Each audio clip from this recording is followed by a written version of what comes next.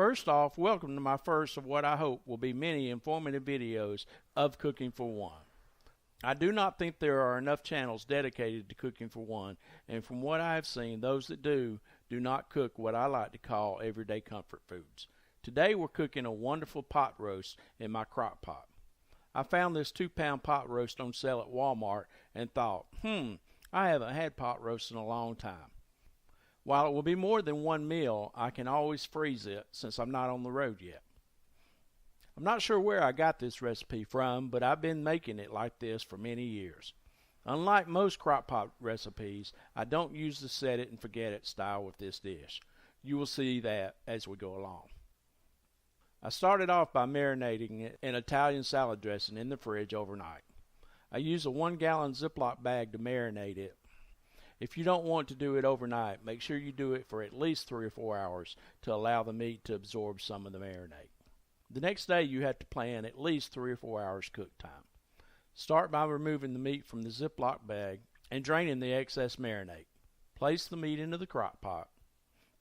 My normal way of cooking this is to add Lipton onion soup mix, but when I got home from Walmart, I couldn't find the soup mix in the bag, and I was not going to drive back to Walmart 4 miles just for that.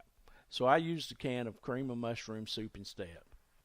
Since I did not have the soup mix, I also added some garlic powder and a little Italian seasoning on top of the soup. Then I set the crock pot on high. I always cook the meat by itself for about an hour and a half before adding my vegetables. Vegetables I use with my pot roast are baby carrots, onions, and of course what good pot roast would not have potatoes.